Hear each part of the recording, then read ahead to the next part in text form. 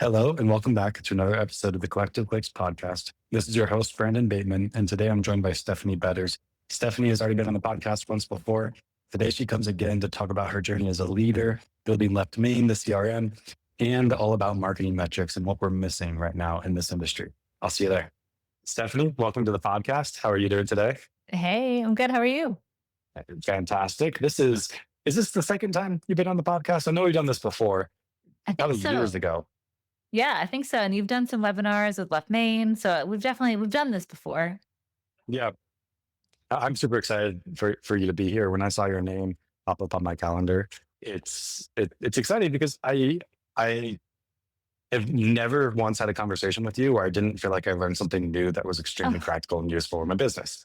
And well, no pressure. that's in yeah, seriously, I'm putting the pressure on, but like and that's over a lot of conversations. Like we're probably talking at least 20 conversations over Nice. the past 5 or 6 years. So I'm super excited. I hope that everybody listening here is really excited. For anybody who doesn't know you, doesn't know your company, what's the story? Who are you? Where'd you come from? Okay, well, when a man and a woman love each other very much, we don't Okay, have to go. I didn't mean all the way at the beginning. We don't have to go all the way to the beginning. Okay. Yeah. Okay, so I've been in real estate for let's see, since for a long time. Depends on when you want to start measuring. But '07 is when we did our first flip. My husband and I did a live-in flip hack. Then went to grad school and then moved to North Carolina and started flipping and buying rentals.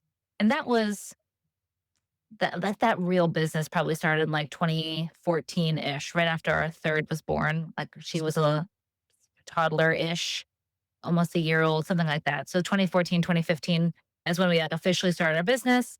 And my husband and I run that company with a third partner. His name is Jeff, and have done so for what feels like forever.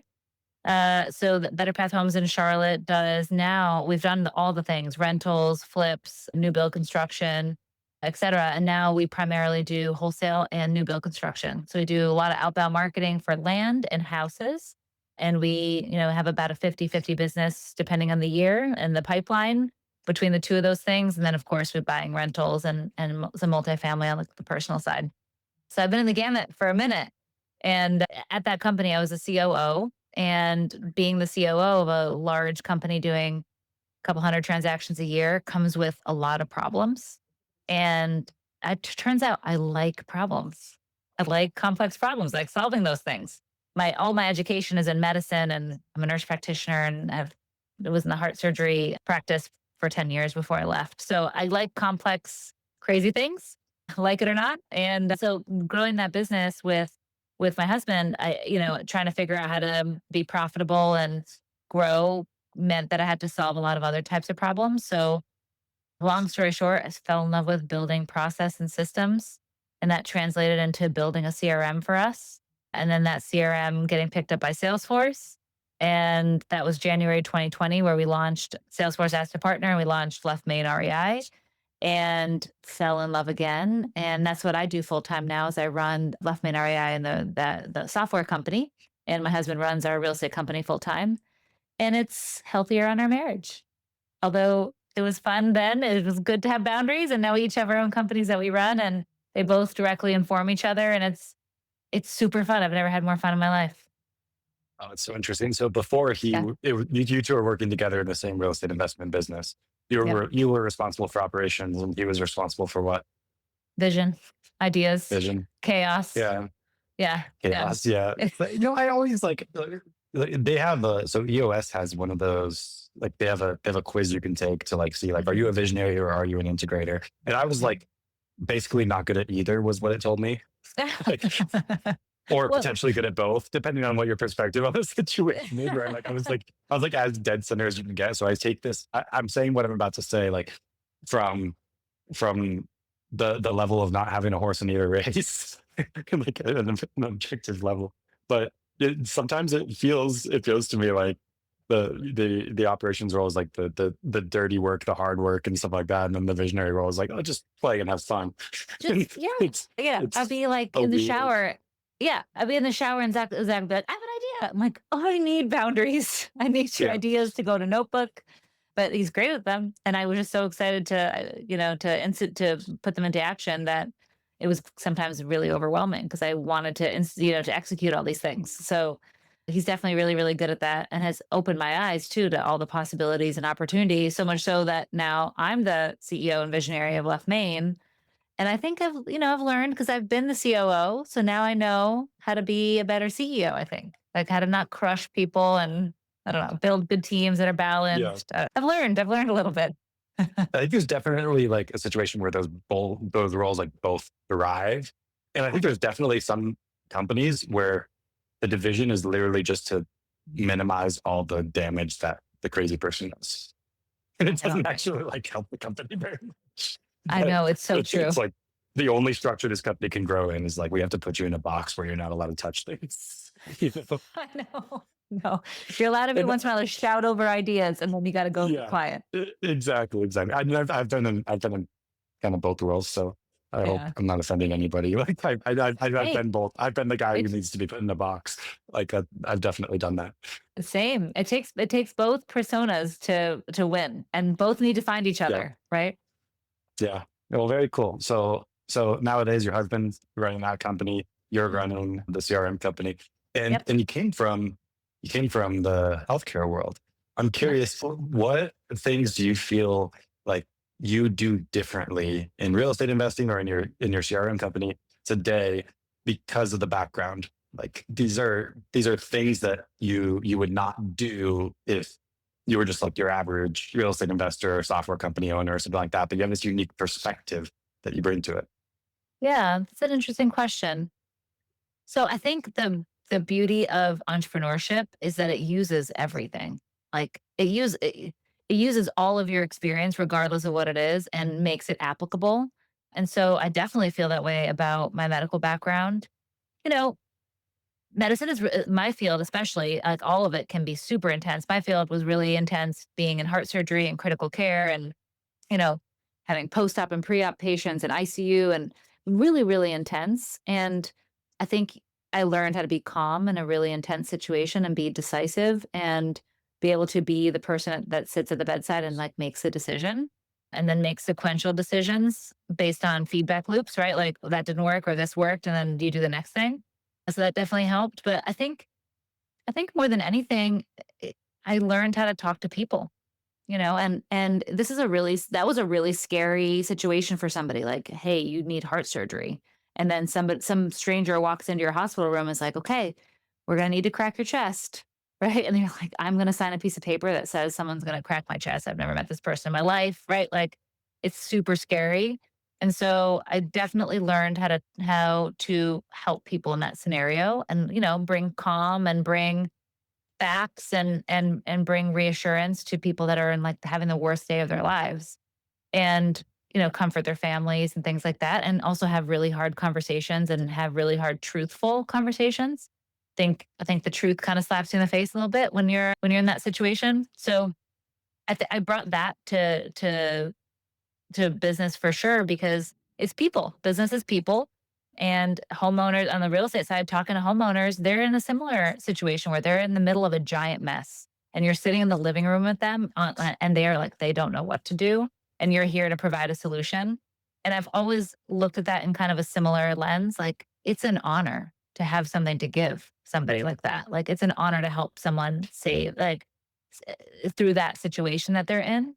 I felt that way with medicine. I feel that way with business for sure, with the homeowners, and the same thing with Left Main customers. It's an honor to have something to give to the community and to like help somebody with their business. Like I take that so seriously.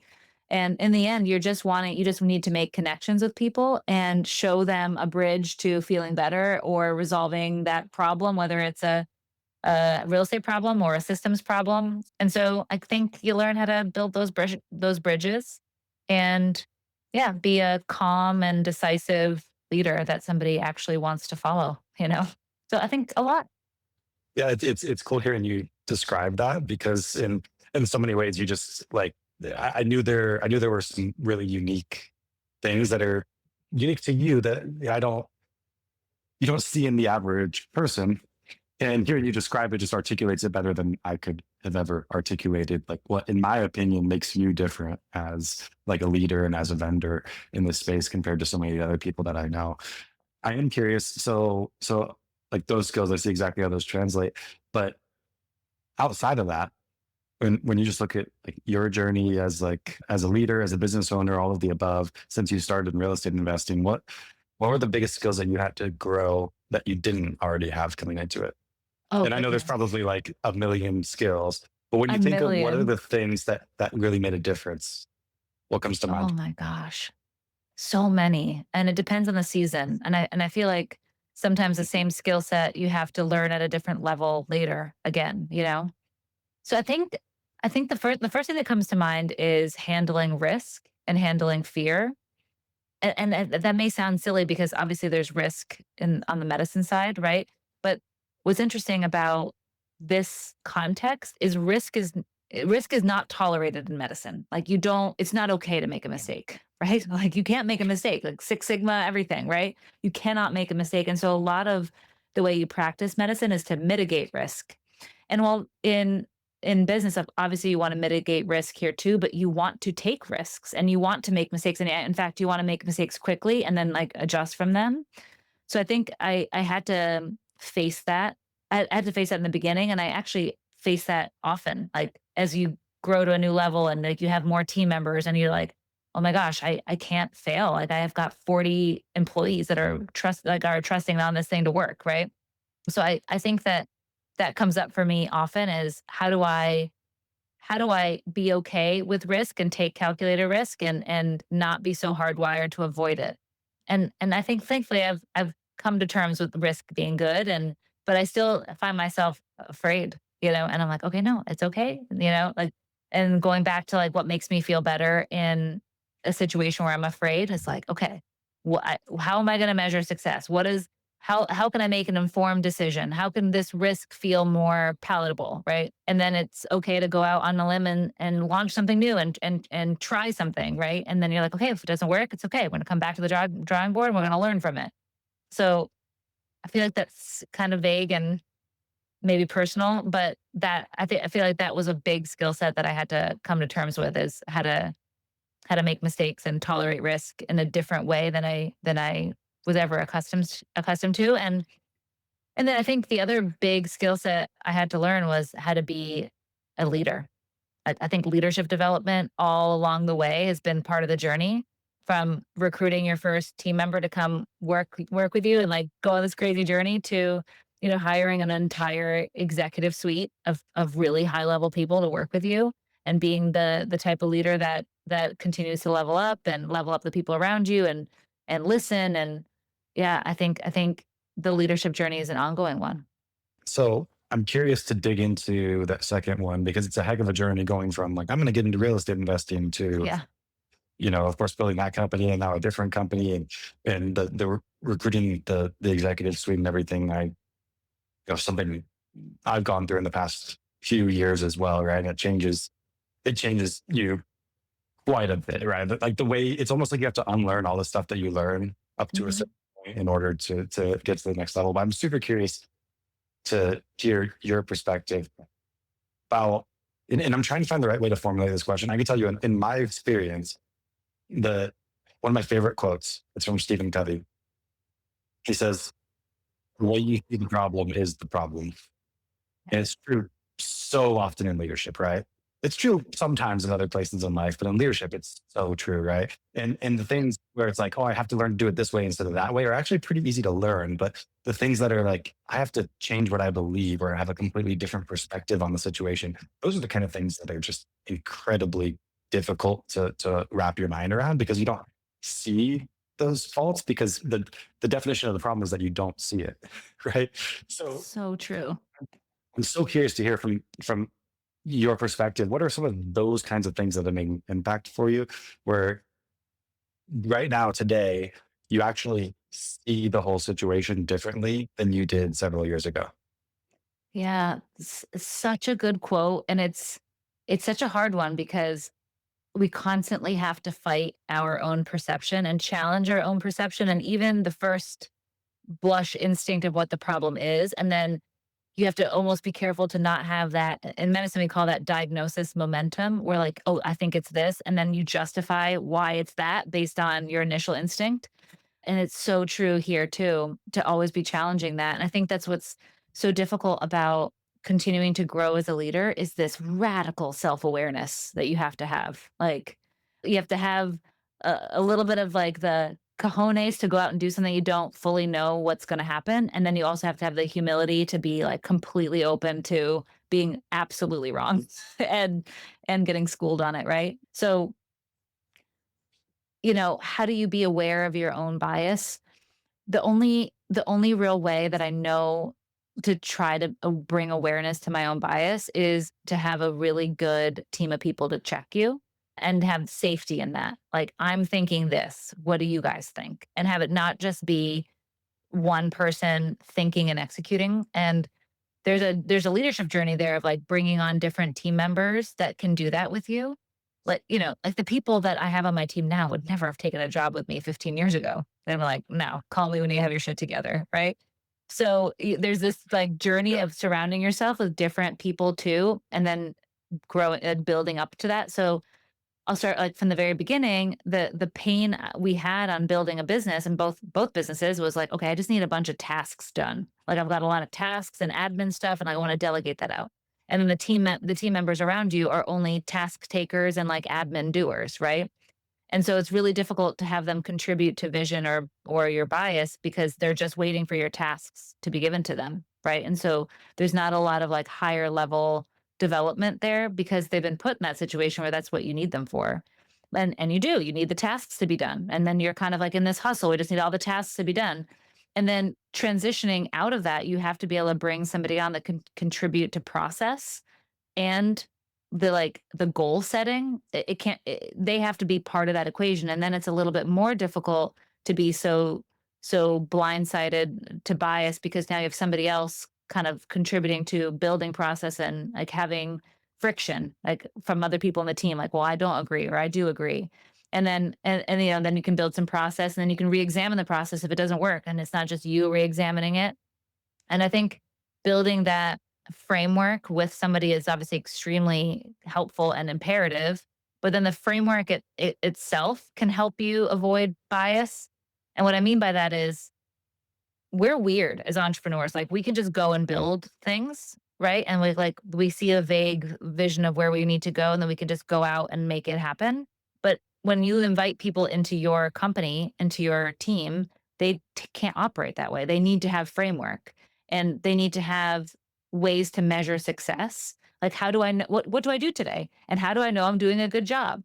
So you have to then build this framework and build something that is then measurable so that you can give this to somebody else, right? Be like, okay, these are standards. And like, this is stuff that you and I talk about, like, what's a good lead conversion rate? What's a good offer to contract sign rate? And you almost need this like outside barometer to know where you fall on like a normal scale or a bad scale or a good scale. And that can help you build this framework and remove bias because you may think like, well, I'm the best closer in the world. Look at me. I'm getting all these contracts signed. And you're like, actually, you're only closing 5%. How much better could you be if you did one, two, three, right? And you're like, oh, well, actually, wow. Right. And then you like have your mindset and your perspective change because now you know what a normal reference range is, right? So I think that's part of the leadership journey is creating that framework and then creating and understanding what success looks like in that framework, and then bringing in leaders that can run that too and contribute to that thought process and the troubleshooting that happens when it inevitably something goes wrong and there's a big hole in your boat and you got to figure out how to fix that a different way now, or now COVID hits and the whole thing changed, or now the interest rates skyrocketed, now the whole thing changed again. And I think if you have some of those key components, the way you look at a problem is diverse enough that and also if you're self-aware enough that you're willing to pivot as a leader and as a team as things change in the market or on your team itself or you personally. Like we all have weird things that happen and we've got to figure out a way to deal with it, right? So I hope that makes sense. That was a difficult question. No, it does. Let me tell you what I took from it. I want to use something if I gathered it right.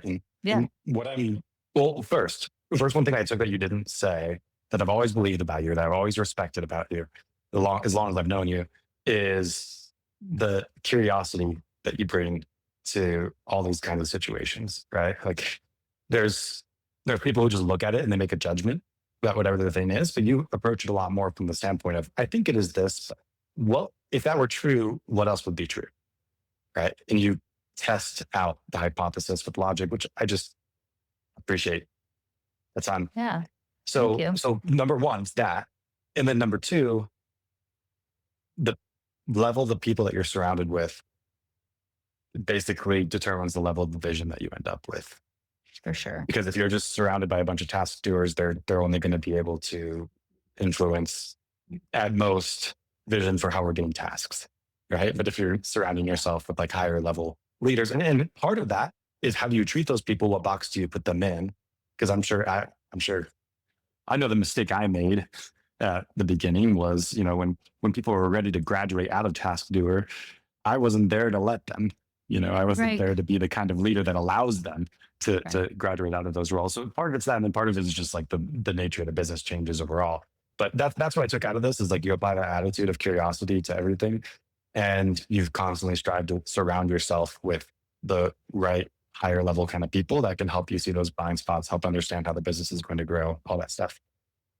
Thank you. And it's scary to do that, right? And I talk to a lot of people who are like, oh, I don't want to pay somebody that salary. I can't afford to pay XYZ, right? And it really self limits you because now you'll never escape the hustle and the task admin side, and just be super overwhelmed if you can't bring in people that contribute to process or contribute to executing the vision, right? And so it is scary. You kind of make the leap first. You're like, I don't know if I'm really ready for you, but I'm going to bring you because I need you and I can't get there without you, right?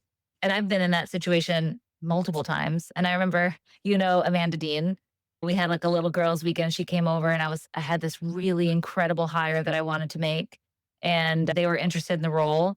And I was like, this is a huge role. This is the highest salary I've ever hired somebody at. Like, can I do this? Oh my God, they are so experienced. Oh my God, but they want to work here, but can I afford it? And all this stuff. And she's like, are you going to freaking do this or not? Are you going to half ass this? I was like, oh no, I don't want to half ass it. But I needed a check too, like don't limit yourself to like the less expensive roles because you're afraid to hire on people to and pay them more. You're going to end up having more to be able to pay them more because they're contributing to it. And so I see people kind of getting stuck in that trap with like, I'm just going to have 5 VAs. And again, they're phenomenal people and they are like task masters and they can do all the things you tell them to do correctly, but then you're forever orchestrating 5 VAs tasks instead of you as a CEO or the COO like elevating yourself and actually solving bigger problems and like moving big revenue down the pipeline because you have somebody operationally to do that. So and it's scary. And just like we talked about, you have to be able to face that fear and take the risk in order to move to the next level. Yeah, I get a little chuckle in my head every time you like talk to somebody. They're like, "Oh yeah, I'm finally out of the day to day of the business. I've got someone in acquisition, someone in dispositions, someone in TC." I'm hearing that. I'm like, okay, but who's managing those people and who's like recruiting new people when those people leave and who's responsible Right. for like holding them accountable and the overall operations of the business and all this stuff. Like, but at the beginning, I mean, I thought the exact same thing. I don't know if you thought the Right. same thing when you were Yeah. building the business at first. You're like, if I could just get people to do these things, then there'd be nothing left for me to do. And it's insane how wildly different it is.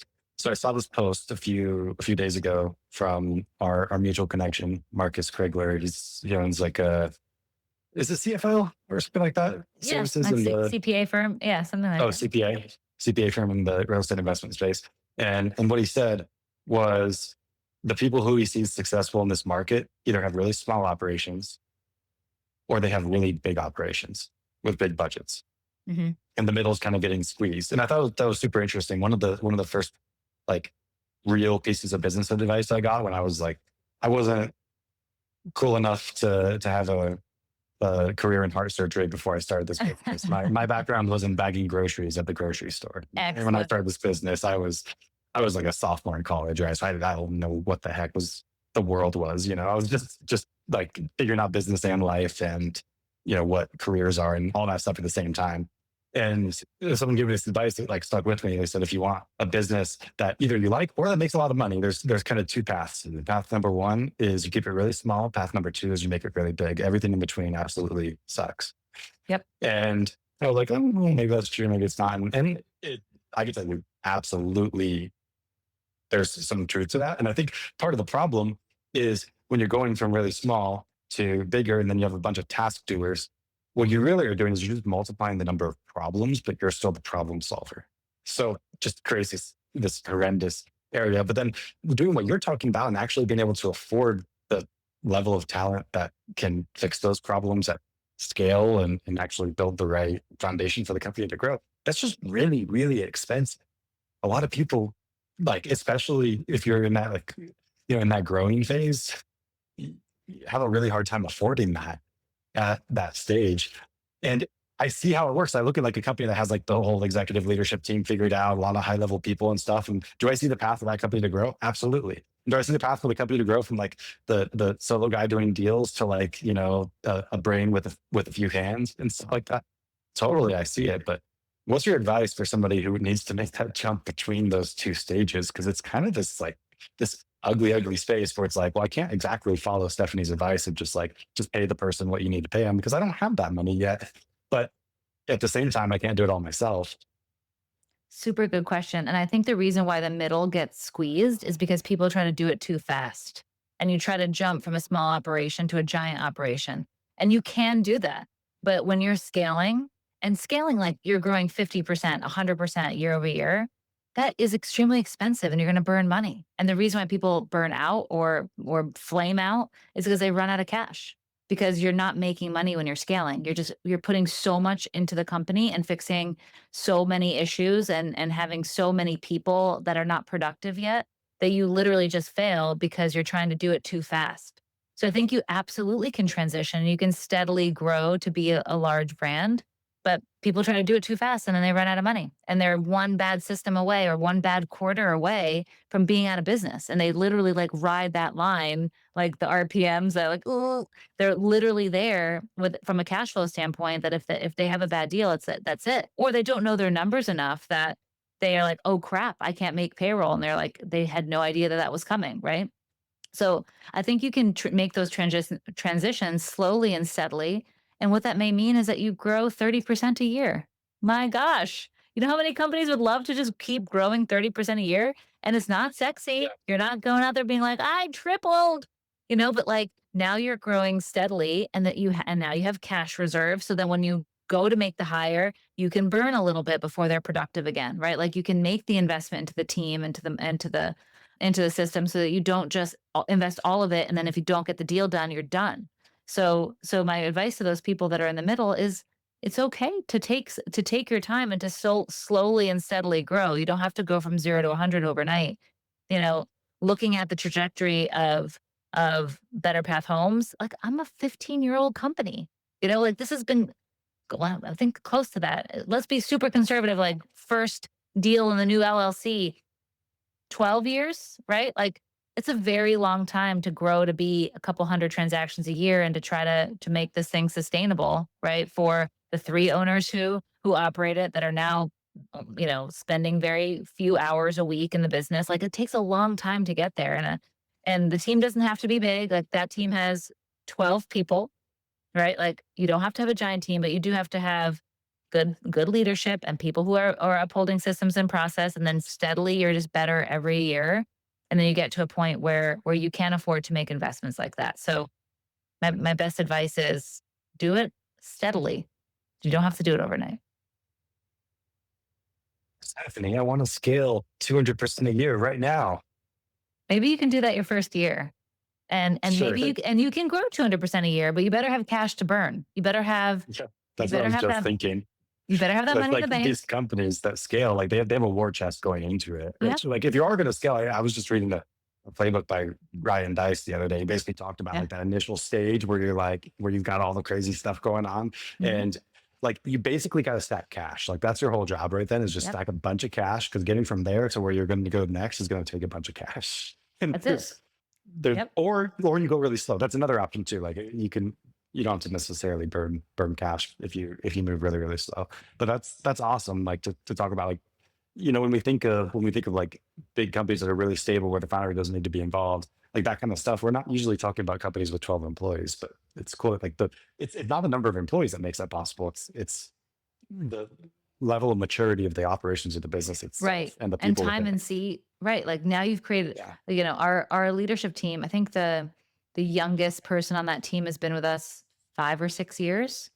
Yeah. There's a lot of benefit to that. There's pros and cons to it because the benefit is you don't have to reteach people. You don't have this turnover thing. Like you don't have to keep having the same lesson over again and have people not ramped and all this stuff.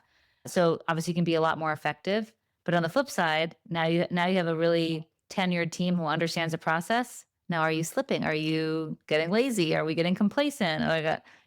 How are we staying sharp? Or there's always problems no matter which side of the equation you're on, but you can do so much by having people in seat for a significant period of time. And so if you have a stable environment, people actually will stay. You've shown them how to be successful. You've been a good leader. You've slowly and steadily accomplished your goals. Like, and slowly to us might be it takes a year, right? Like a normal person, that's still super fast.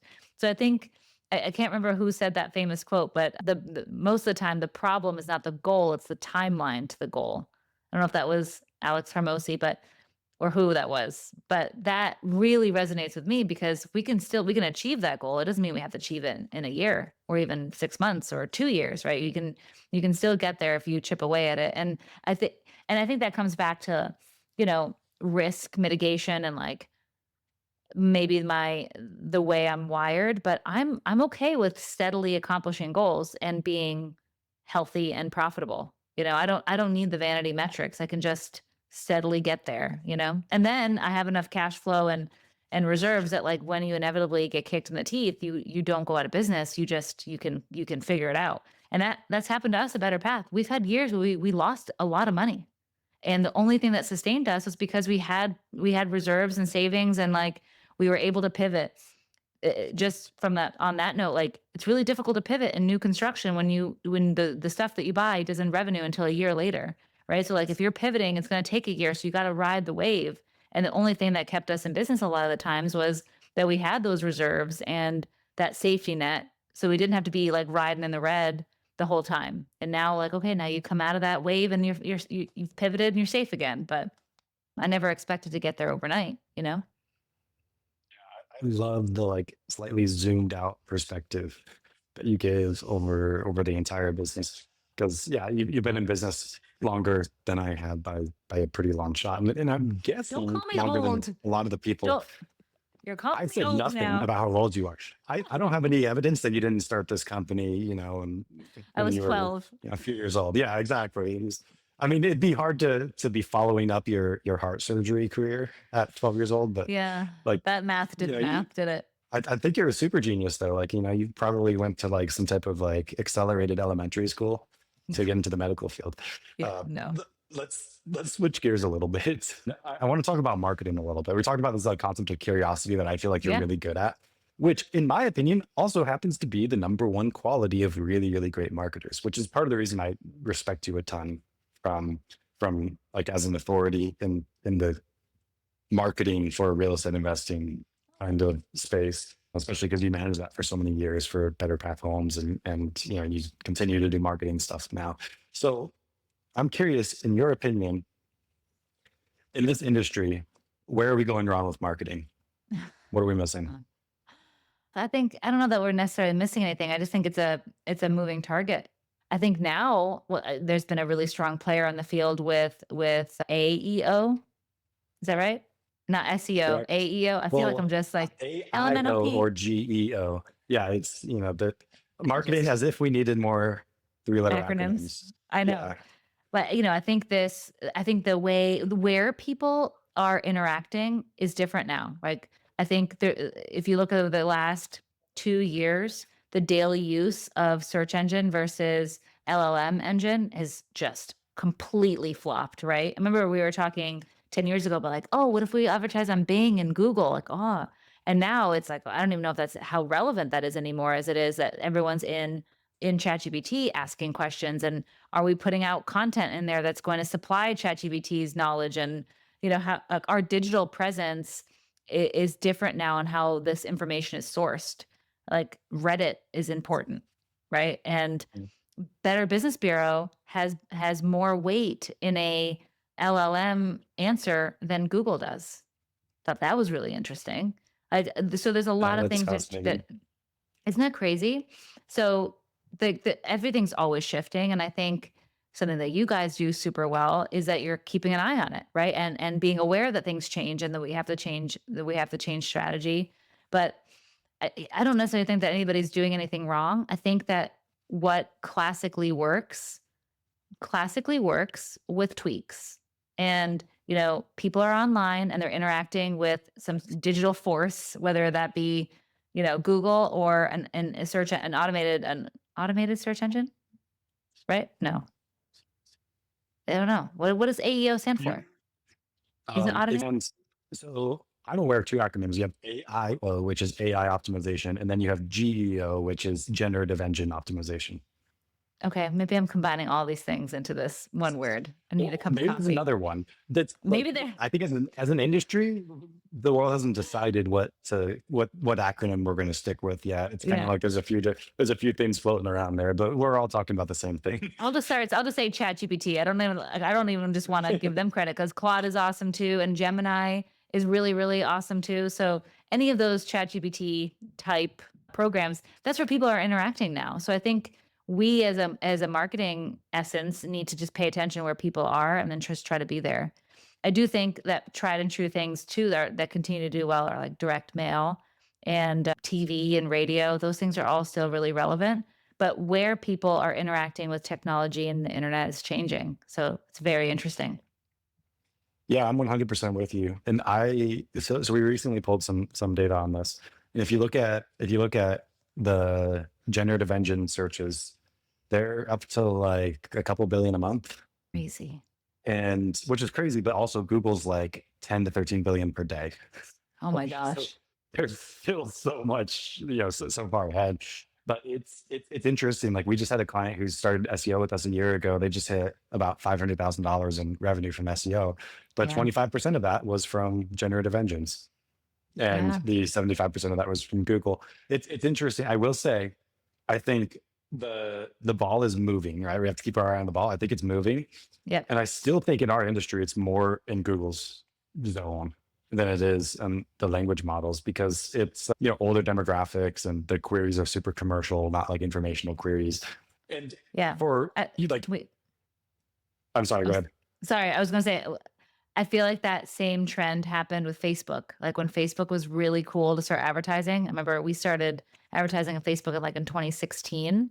And it was like, what? No, grandma's not on Facebook. And you're like, yeah, she is. She's definitely on Facebook. And there was this transition of grandma being on Facebook, right? So they were slower to Totally. adapt than like the college kids who are using Facebook. And I think we'll probably see the same pattern with Yeah. ChatGPT and these generative engines is okay, the younger folks are probably going to adapt it quicker and make maybe, our generation too. Like my kids Mhm. joke around and like say there's like this TikTok dad, like, let me chat GPT it. So maybe that is my generation, if not a little bit older. But anyway, I think the younger generation adopts it faster, but then the older generation comes right behind it. And then they probably use it longer, just like grandma's Yeah. still on Facebook. Yeah, absolutely. And the other thing about old generations is like you don't get rid of the last thing for at least a while. Like think Right. about the top channels in this industry. There's three main inbound channels. We have Google PPC. You could call that like for really old people, maybe Google's a newer thing in their life. But then you have direct mail, which is goodness, been around forever. And you have TV, like cable TV, Right. which is been around forever. And both, like when streaming came out, people were like, "Oh, TV's dead." And here we are, many many years later, still advertising on TV in this industry, because while there's plenty of grandmas streaming, grandmas also has cable. So it, Exactly. it, it takes a minute to get past them. So it's Yep. interesting. It's interesting how it's shifting. I absolutely agree with you, but I also agree with you that it's just little tweaks on the existing things. Like if Right. you think about this idea of search marketing, it's not new. Like before what we have now, we have the phone book. Right. and you went to the phone book to find a company that does a particular thing. Now we moved to search engines. Language models might accomplish the goal of search engines a little bit better, but what's generally been true that I don't see changing, honestly, is there's a paid way to get on there and there's an organic way to get on there. And the like if we just look at Google, the paid way is PPC ads, and then the organic way is SEO. If you look at language models, it's mostly organic now, but ChatGPT is coming out with their paid What ads do you think about platform. that? Have you guys looked at that? Yeah, I mean, yes, like on a, like a surface level. There's I not a can't lot of remember if info it's like out, right? officially out or it's not yet, but yeah, it's really, if you think about it, it's pretty dang similar to normal PPC marketing. We're just Yeah. dealing with like slightly different queries in a different platform. So the same principles, like SEO and GEO are like they're more the same than they are different. Are there some differences? Yeah. Absolutely, but like Yeah. they ultimately, you're just working with two different algorithms that are trying to find the most relevant and authoritative content to answer people's questions, right? And the algorithms work slightly differently, but in that same vein, Google's changed their algorithm tons of times over the years, and we've always been chasing that. It's just Yeah. it's just the same thing, just the language models algorithm instead. So there's yeah, it's interesting, but I think what I'm noticing is like the game doesn't completely change. It just slightly adapts. Exactly. And I think that's important. Similar. You don't want to jerk the wheel and like go all in and all out and all in and all out on all these Yeah. different trends. I think staying consistent and little tweaks and A/B testing on things is how to stay successful. Yeah, I love that. I love that approach. That's the reason I think the most curious people are the best marketers. It's because they're the different. It's kind of like the same reason. I mean, the Olympics is going on right now. Like the best athletes are like let's just say the fastest cross country skier, as if I know anything about cross country skiing because I don't. It's Like a good it's not the Norwegian. first. It's true. It's true. The fastest cross country skier isn't just like the person who learned how to do it a long time ago and then they just like have been equally good ever since. Like they're the one who every day is approaching it from the standpoint of how do I get faster at Yep. this? And it's the exact same thing with marketing. Like I think there's too much in the space where the approach is kind of like, oh, let me figure it out and then I'm Right. good. When I mean our philosophy as a company is every single dollar that you spend on marketing has two goals. Goal number one, to get results. Goal number two, to learn something that's going to help you get better results tomorrow. And every single dollar that you spend that doesn't accomplish the number two is, in my opinion, it's a dollar wasted, even if it generates number one, because like we're constrained. We're constrained to the number of things that we can test because we only have so much marketing budget. Right. And to not test as many things as we possibly can within the budget that we do have, I think is like mismanagement of marketing budget. It's my opinion, right? So the best marketers are doing exactly what you're talking about. They're always testing something just a little bit different, a little What bit if the better. button's blue? Sure, sure. Yeah. What if the button's blue? So that's interesting to hear what you're doing in the company right now. One thing that we talked about, you and I, like privately, is specifically surrounding Left Main as a Yeah. CRM is like one of the primary goals you were trying to solve with Left Main is better marketing metrics. That's one of the Yeah. key pieces that you were missing in your business. Yeah. Visibility. Yeah. So if we were to define like the metrics that you wanted that you didn't have before creating that solution for yourself, what were they? Well, I think when I first asked the question, I just didn't know why, like, what was working well, and like why I wasn't making more money when I was spending so much. Like that was really, I didn't know where to start. And prior to having a good CRM system, all I really had for metrics was phone system, like how many calls were made, how many inbound calls, time on phone, and that is like just like the surface. It's not even scratching the surface of the Mhm. things that influence the revenue in the end. But that because that was the only thing I had access to, that was the only thing I knew how to measure. But what I have now that I wanted then, just didn't even know how to articulate it, was I wanted to know which lead source, what percentage of those different lead sources converted the best to an opportunity. Like what of them, like where can I generate an at bat with an appointment the best? And what does that conversion rate look like? And then obviously, how do I influence that conversion rate? It's not just a marketing problem. It's 99% of the time is an operations problem. Like you don't answer the phone live, you don't call them back, you try twice, then you give up. Like contacting and having a conversation with your database became like the giant lever that created more opportunities and more appointments. And so I wanted to know like if how can I play offense and play defense? And I really see like marketing generating leads is a defensive metric. Like, thank you very much for putting some stuff in my court, but like I gotta score points at the ball, right? Like, thanks for punting the ball to me, but now what do I do with it? So the offensive metrics is like, how can I be in control of my own destiny? Like, okay, great, we generated these leads, but how can I be good at like closing them, right? And so that those are all those little operation things that happen when they come into your court. And so think like contacting them and follow up cadences and callback times and things like that, overcoming objections to appointments. And like that helps us convert more leads to opportunities and gives us that at bat with the sale in the sales process. So that was super important. And really getting my arms around that changed everything for our business because I felt like now I could be in better control and wasn't just chasing like I needed more leads. Like that's all that was always the answer. Like I just need more leads. No, it turns out I need a better team. you know, I need a better process. So that really helped inform us. Yeah, that makes sense. How long did it take from when you realized that you needed that to when you actually had that functioning, Uh, like in your opinion, on a right high away. level? Like freaking right away. Then once I saw that, You I'm pulled like, it off this is quick. I did. I'm like, this is priority number one. We're spending all this money. At that time, we were spending $100,000 a month on marketing. And like we were dropping the ball of how we converted them and like how we got a hold of them. Like this is wild. There's nothing else that's more important than us figuring out how to convert more leads if we're spending that much, right? And then what we found was we didn't need to spend that much. We need to spend a fraction of that because we just need to be better at the stuff that we have. And so then the whole equation worked out way better. The cost per lead went down, the cost per contract went down because we didn't have so much waste. We are generating more leads, fine, but they were just all falling through the cracks. So we were solving the wrong problem. We thought like, oh, we'll get more spaghetti to stick on the wall if we just throw more spaghetti at it. No, we just make the wall stickier. You know what I'm saying? They don't have to waste so much spaghetti. I feel like Yeah. I'm using a lot of analogies here, but hopefully that makes sense. But so No, it's I'm essentially tracking. Yeah. that became like priority number one. Once you see it, you can't unsee it. Like, "Oh, that's what I got to fix." And then we had to spend less on marketing. And then when we did ramp up our marketing, it was way more effective, and the ROI was there. Like people like to talk about return on ad spend, but if who gives a crap what your ROAS is? Like it's not even an accurate number if you didn't contact them. Like if you look at your database and you only got a hold of 70% of your leads, you can't be calculating a ROAS. Like that's not your problem. Your problem is you're not getting a hold of Mm. people, right? Or like you're not getting appointments attended and you have these cancellations or reschedules or no shows, right? Like the ROAS number doesn't even make any sense until your funnel makes sense.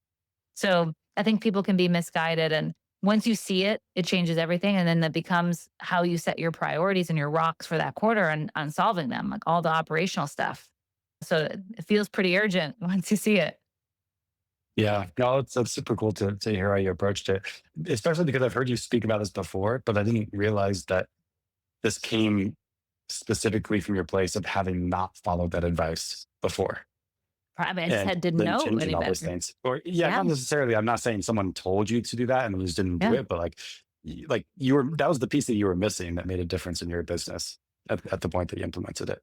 Turns out pain is a really good lesson. You can Yeah. be a really good teacher, right? If you feel that pain Mm. yourself, then I feel like you solve the problem more effectively. Yeah. Well, this has been awesome, Stephanie. Thank you for sharing so much interesting information. So for anybody listening to this that wants to get a hold of you for whatever reason, like I don't know, if they want to look into Left Main, your CRM product, which we talked a little bit about, but not a ton. So I do think I should give you at least a minute here to explain if anybody wants to know like what that is. But if anybody wants to get a hold of you for that or any other reason, how do they do that? So social media is probably the best. At Steph Betters is my handle. So hit me up on Facebook or Instagram. I love nerding out and talking about this stuff. So you just be ready for a nerdy answer. And if you want to learn more about Left Main, it's leftmainrei.co. And there's lots of All cool right. stuff on there. I'm happy to chat with you about that too. Cool. Well, thank you, Stephanie. And for everybody else listening, I will see you next week. Thanks for having me.